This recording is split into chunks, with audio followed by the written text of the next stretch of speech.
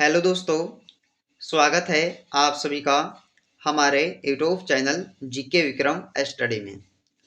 दोस्तों, आज के इस वीडियो में जीके का कुछ ऐसे क्वेश्चन को लेके आए दोस्तों, जो आपके एग्जाम में बार बार पूछे जाते हैं। तो आप लोग जो हैं इस वीडियो को पूरा देखिएगा। पहला प्रश्न है, सन 1921 में मोपला विद्रोह कहाँ पर हुआ था? असम, केरल, पंजाब या बंगाल? तो सन 1921 में मोपला विद्रोह हुआ था कहाँ पे? ऑप्शन बी, केरल राज्य में। चलिए अगला प्रश्न है, बांदीपुर राष्ट्रीय उद्यान कहाँ स्थित है? देखना है दोस्तों आप सभी को कि बांदीपुर जो राष्ट्रीय उद्यान है वो कहाँ पर स्थित है? कर्नाटक राज्य, यानी कि ऑप्शन बी करेक्ट हो जाएगा। चलिए अगला प्रश्न आता है कि भारत में राष्ट्रीय बालिका दिवस कब मनाया जाता है? तो भारत देश में राष्ट्रीय बालिका दिवस को मनाया जाता है कब? ऑप्शन डी होगा 24 जनवरी को।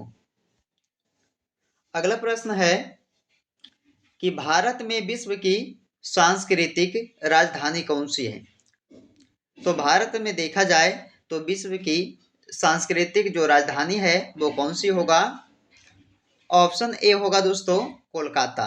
कोलकाता शहर होगा, यानी कि ऑप्शन ए करेक्ट हो जाएगा।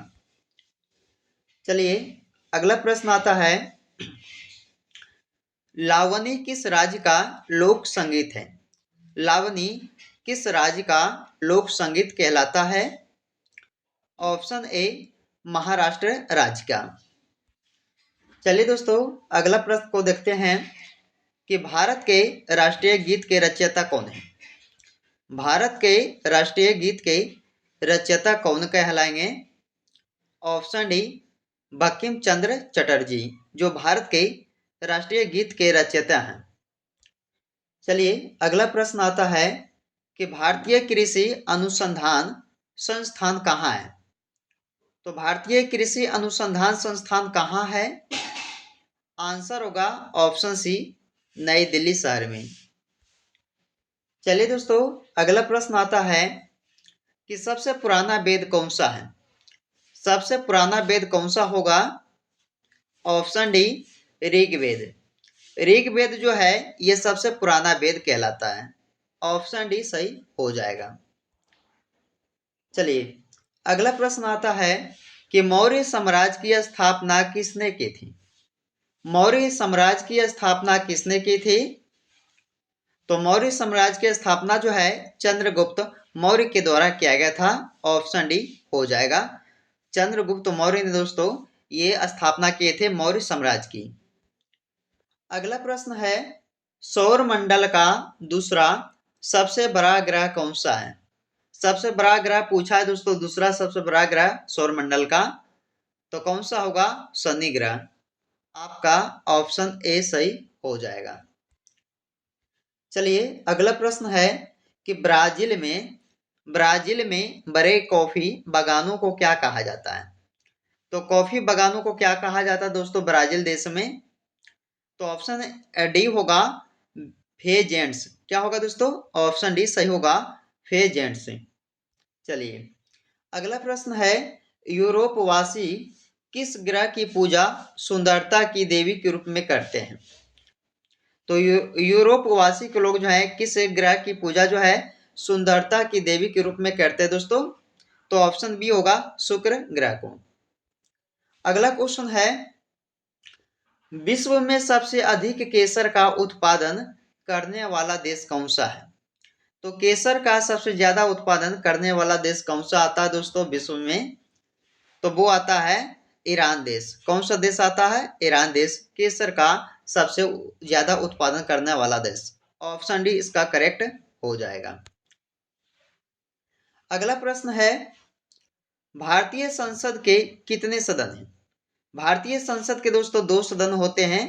ऑप्शन बी आंसर इसका हो जाएगा। अगला प्रश्न है कि संसद का लोकप्रिय सदन कौन सा है? तो संसद का लोकप्रिय सदन कौन सा है? लोकसभा। ऑप्शन बी होगा लोकसभा, जो लोकप्रिय सदन है दोस्तों संसद का, याद रखना है। 16 नंबर क्वेश्चन, जीएसटी लागू करने वाला पहला देश कौन सा था? देखिएगा, जीएसटी को लागू करने वाला जो पहला देश था उसका नाम है फ्रांस देश।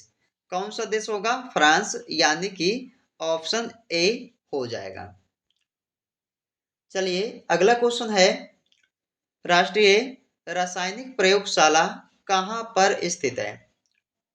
देखिएगा, राष्ट्रीय रासायनिक प्रयोगशाला जो है ये दोस्तों आप सभी का हो जाएगा पुणे शहर में स्थित, यानी कि ऑप्शन बी सही हो जाएगा। अगला प्रश्न है, न्यूट्रॉन की खोज किसने की थी? देखना दोस्तों इसका आंसर क्या होगा। न्यूट्रॉन की जो खोज है वो किए थे चैडविक ने। किसने किया था? चैडविक, यानी कि ऑप्शन बी सही हो जाएगा। चलिए अगला क्वेश्चन, पृथ्वी का बाह्यतम चट्टानी हिस्सा कौन सा है? तो पृथ्वी का देखा जाए तो बाह्यतम चट्टानी हिस्सा जो है वो होगा स्थल मंडल। ऑप्शन बी सही होगा, स्थल मंडल जो पृथ्वी का बाह्यतम चट्टानी हिस्सा है। चलिए दोस्तों, मंगल ग्रह के कितने प्राकृतिक उपग्रह हैं? तो मंगल ग्रह के दोस्तों 2 प्राकृतिक उपग्रह होते हैं, याद रखिएगा ऑप्शन बी इसका सही होगा। कई बार भी एग्जाम में इससे पूछा भी गया है।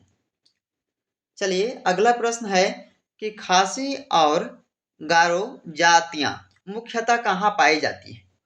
तो खासी और गारो जातियां जो है मुख्यतः मेघालय में पाई जाती है। कहाँ दोस्तों? मेघालय में ये पाई जाती है। ऑप्शन ए सही हो जाएगा। चलिए 22 नंबर क्वेश्चन आता है कि सरहुल त्योहार कौन सी जनजाति मनाती है? दोस्तों सरहुल एक त्योहार है जो कौन सी जनजाति मनाती है इसे? तो ओरांव। ओरांव यानी कि ऑप्शन ए सही हो जाएगा, ओरांव। चलिए अगला प्रश्न है कि गंगा का मैदान किन 2 नदियों के बीच फैला हुआ है? तो गंगा का मैदान जो है वो 2 नदियों के बीच में फैला हुआ है। कौन कौन सा नदी आता है दोस्तों? देखिएगा आंसर होगा बी, ऑप्शन घग्गर और तीस्ता नदी। घग्गर और तीस्ता नदी जो है बीच में फैला हुआ है ये गंगा का मैदान। चलिए अगला क्वेश्चन है, महानंदा नदी किसकी एक सहायक नदी है?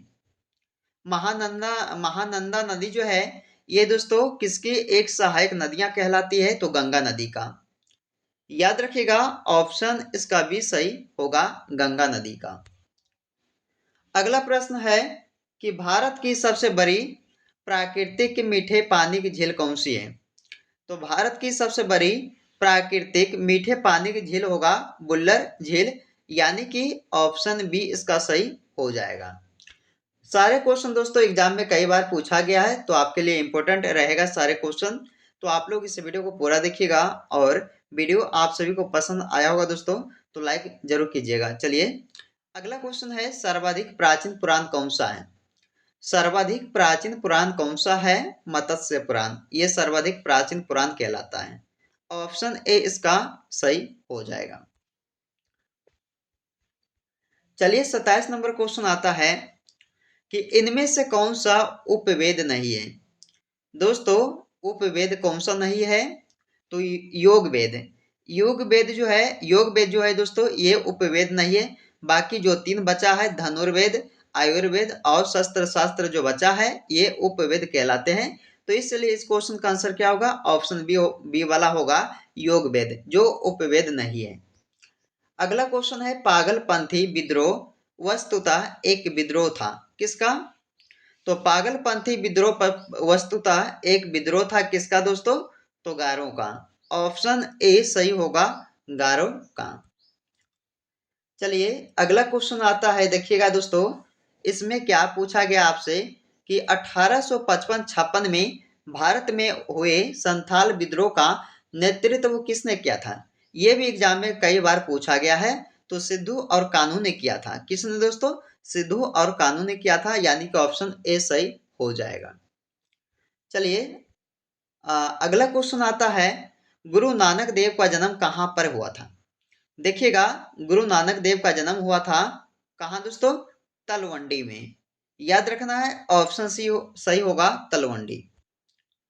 चलिए अगला प्रश्न है कि किस सिख गुरु ने स्वयं को सच्चा बादशाह कहा था?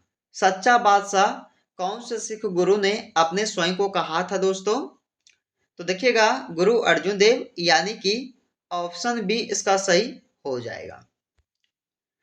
अगला प्रश्न आता है कि तेलुगु कृति अमुक्त माल्यद का लेखक कौन था? तो देखिएगा इसका लेखक हो जाएगा कृष्णदेव राय। कृष्णदेव राय, यानी कि ऑप्शन डी सही हो जाएगा। अगला प्रश्न है 2.5 दिन का झोपड़ा क्या है? 2.5 दिन का जो झोपड़ा है वो क्या है? मस्जिद है, मंदिर है, या मीनार, या दोस्तों संत की झोपड़ी? तो 2.5 दिन का एक मस्जिद है दोस्तों, याद रखना 2.5 दिन का झोपड़ा जो है एक मस्जिद कहलाता है। ऑप्शन ए सही इसका हो जाएगा। चलिए अगला क्वेश्चन, इल्तुतमिश ने सल्तनत की राजधानी के रूप में किसे स्थापित किया? तो इल्तुतमिश ने सल्तनत की राजधानी के रूप में दिल्ली शहर को जो है स्थापित किया था। ऑप्शन बी सही होगा ये 34 नंबर क्वेश्चन का। चलिए दोस्तों अगला क्वेश्चन जो है आप सभी को कमेंट करके इसका आंसर कमेंट बॉक्स में बताना होगा। इसमें पूछा है दिल्ली में स्थित कुतुब मीनार में कितनी मंजिल है? तो दिल्ली में स्थित है दोस्तों कुतुब मीनार, जिसमें कितनी मंजिल है ये आप सभी को बताना है। ऑप्शन ए 5, बी 7, सी 6 और डी 8। कमेंट करके इसका आंसर कमेंट बॉक्स में बताइएगा। तो दोस्तों ये इस वीडियो में हमने आपके लिए टॉप 35 जीके जीएस का जो क्वेश्चन करवाए हैं, कैसा लगा दोस्तों आप सभी को? अगर वीडियो अच्छा लगा दोस्तों तो दोस्तों के यहाँ ज़्यादा से ज़्यादा इस वीडियो को जरूर शेयर कीजिएगा, लाइक कीजिएगा, और चैनल पे आप सब पहली बार आए होंगे तो जीके विक्रम स्टडी को जरूर सब्सक्राइब कीजिएगा। तो चलिए दोस्तों आपसे फिर मिलते हैं अगले वीडियो में, जब तक आप लोग इसे पूरा देखिएगा।